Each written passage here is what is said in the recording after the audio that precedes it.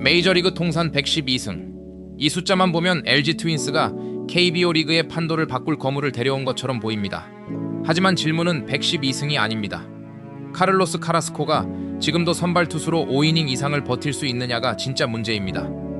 LG가 필요한 선수는 화려한 이력서를 가진 투수가 아닙니다. 무너진 선발진의 한자리를 맡고 경기 중반까지 버티며 과부하가 걸린 불펜에 휴식을 줄 수 있는 투수입니다.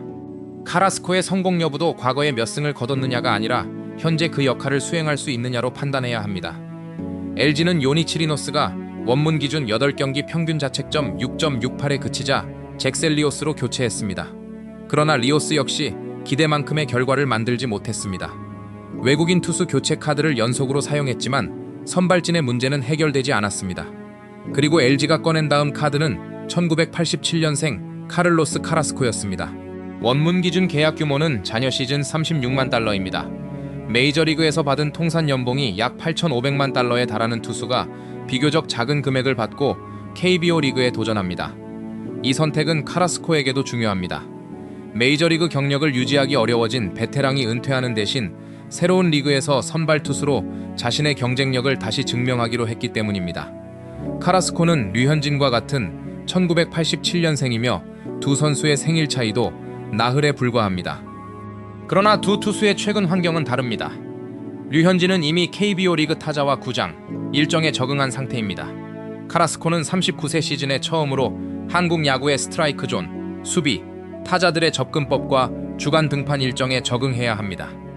경험은 많지만 환경은 완전히 새롭습니다. 카라스코는 베네수엘라 출신 투수 가운데서도 손꼽히는 메이저리그 경력을 만들었습니다. 원문 기준 베네수엘라 출신 메이저리그 다승 순위에서 펠릭스 에르난데스, 프레디 가르시아, 요한 산타나, 카를로스 잠브라노, 아니발 산체스에 이어 112승으로 6위에 해당합니다. 17시즌 통산 112승과 평균 자책점 4.24. 단순히 몇 년 동안 로테이션의 빈자리를 채운 투수가 아닙니다. 긴 시간 선발과 불펜을 오가며 메이저리그에서 살아남은 투수입니다. 유망주 시절의 기대도 대단했습니다. 카라스코는 필라델피아 필리스와 계약한 뒤 2007년 베이스볼 아메리카 전체 41위 유망주에 올랐습니다. 당시 상위 투수 유망주 명단에는 다이스케 마스자카, 필 휴스, 호머 베일리, 앤드루 밀러, 팀 린스컴, 요바니 가야르도, 맷 가자와 클레이턴 커쇼 등이 있었습니다. 이들 가운데는 사이 영상 수상자와 월드 시리즈의 주역이 된 투수들이 여럿 있습니다. 카라스코 역시 그들과 함께 메이저리그의 다음 세대를 이끌 투수로 평가받았습니다. 2009년 필라델피아에서 뛰었던 박찬호도 카라스코를 두고 뛰어난 구위를 가진 투수라고 평가한 것으로 원문은 소개했습니다. 그러나 높은 유망주 순위가 곧바로 메이저리그 성공으로 이어진 것은 아닙니다. 2009년 트레이드 마감 시한 필라델피아는 전년도 사이 영상 수상자 클리프 리를 클리블랜드에서 영입했습니다. 리는 그해 포스트 시즌 5경기에서 4승과 평균 자책점 1.56을 기록하며 필라델피아의 월드 시리즈 준우승을 이끌었습니다. 그 대가로 카라스코는 제이슨 도널드, 루마슨, 제이슨 랩 등과 함께 클리블랜드로 이동했습니다. 클리블랜드는 카라스코의 재능을 높게 평가했지만 완성까지는 시간이 필요했습니다. 좋은 공을 가지고도 경기 중 흔들리는 모습이 있었고 뛰어난 구위를 꾸준한 결과로 연결하지 못했습니다. 한때는 실패한 유망주가 될 수 있다는 평가까지 나왔습니다. 전환점은 미키 캘러웨이 투수 코치와 만난 뒤 찾아왔습니다. 카라스코는 자신의 공을 단순히 강하게 던지는 것에서 벗어나 구종을 어떻게 조합하고 타자의 타이밍을 어떻게 빼앗을지 정리하기 시작했습니다. 28세 시즌이었던 2015년 그는 183이닝을 던지며 14승 12패와 평균 자책점 3.63을 기록했습니다. 늦게 찾아온 본격적인 전성기였습니다. 템파베이전에서는 노히터까지 스트라이크 하나만을 남겨놓고 조이 버틀러에게 안타를 허용했습니다. 그 시즌에만 2차례 1피안타 완봉승을 기록했고 또 한 번은 8이닝 동안 노히터에 도전했습니다.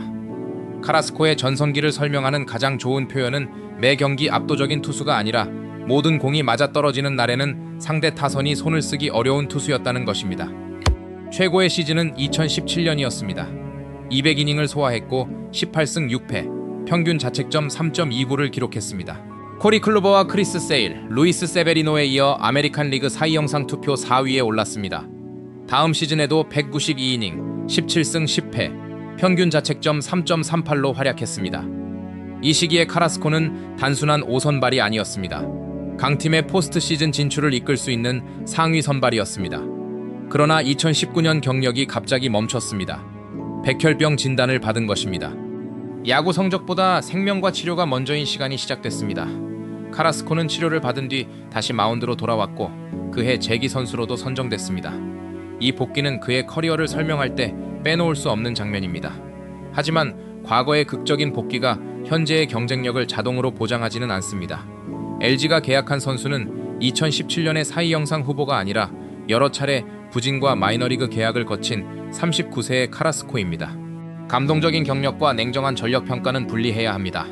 카라스코는 이후 프란시스코 린도어 트레이드에 포함돼 뉴욕 매츠로 이동했습니다.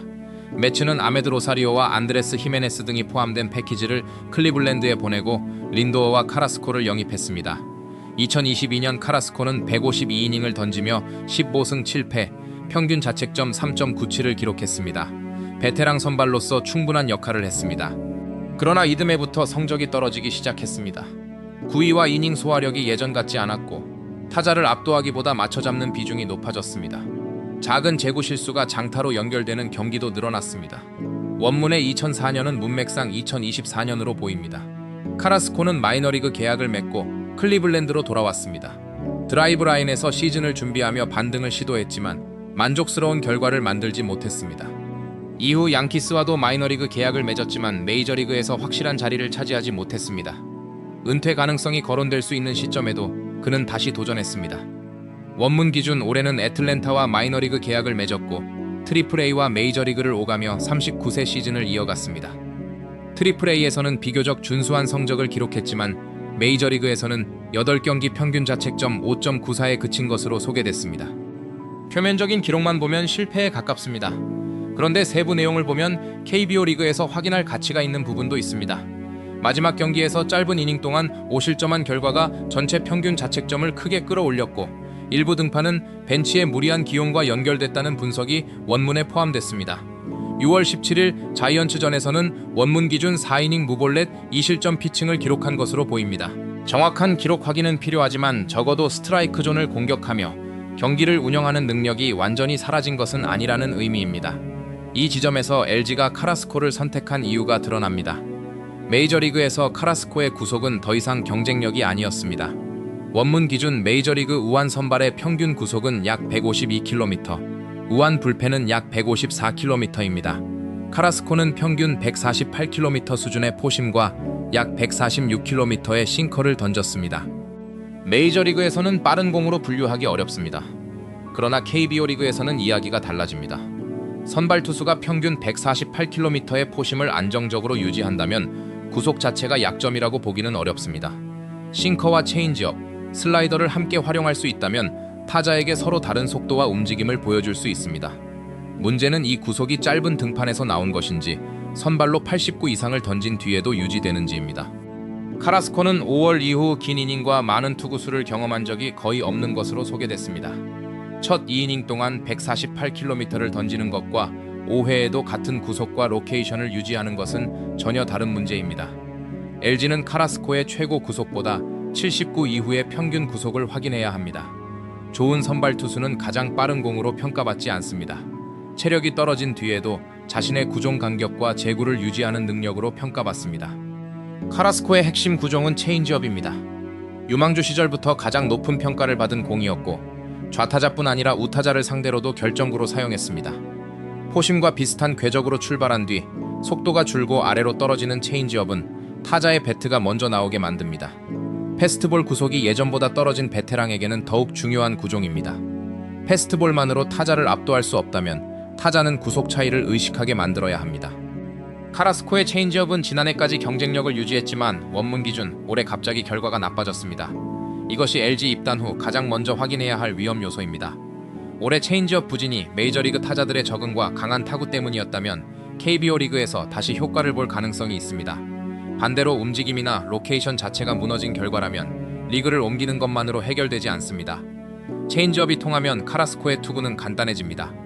포심과 싱커로 스트라이크를 잡고 체인지업으로 타이밍을 빼앗으며 슬라이더로 다른 방향의 움직임을 보여줄 수 있습니다. 반면 체인지업이 통하지 않으면 상황이 복잡해집니다. 타자는 패스트볼 계열에 집중할 수 있고 카라스코는 올해 새롭게 장착했지만 성과가 좋지 않았던 커터까지 사용해야 합니다.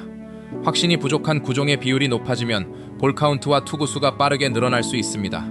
카라스코 영입의 성공 조건은 112승이 아닙니다. 첫 번째는 체인지업입니다. 두 번째는 선발 투구수에 대한 적응입니다. 세 번째는 패스트볼을 스트라이크 존에 넣는 것에서 끝나지 않고 장타를 피할 위치에 던질 수 있는 제구입니다. 이 세 가지가 갖춰진다면 KBO 리그에서 충분한 구속 경쟁력과 경험을 활용할 수 있습니다. 하지만 하나라도 무너지면 이름값과 무관하게 고전할 수 있습니다. LG의 팀 상황과 연결하면 기준은 더 분명해집니다. LG가 카라스코에게 기대해야 할 것은 매경기 10탈 3진이나 완봉승이 아닙니다. 5이닝에서 6이닝을 소화하고 볼넷으로 스스로 무너지지 않으며 3실점 안팎에서 경기를 불펜에 넘기는 것입니다. 이 역할만 반복해도 LG에는 큰 도움이 됩니다. 앞선 외국인 투수들이 일찍 마운드에서 내려가면 국내 선발의 부담이 커지고 불펜 투수들의 등판 간격도 짧아집니다. 외국인 선발 조기 강판, 불펜 조기 투입, 필승조 연투, 경기 후반 9위 하락, 다음 경기 운영 제약. 외국인 투수 한 자리의 실패가 마운드 전체로 번지는 구조입니다. 카라스코가 계산 가능한 5이닝을 제공하면 이 연쇄를 끊을 수 있습니다. 그래서 LG에는 2017년의 카라스코가 필요하지 않습니다. 2022년 매치에서 보여준 것처럼 압도적이지 않더라도 선발 로테이션을 지키고 경기를 운영할 수 있는 카라스코면 충분합니다. 다만 현실적인 위험도 큽니다. 39세라는 나이는 회복 속도와 부상 위험에서 무시할 수 없는 조건입니다. 미국과 다른 이동 일정, 여름의 높은 기온과 습도, KBO 리그 특유의 타자 접근법에도 적응해야 합니다.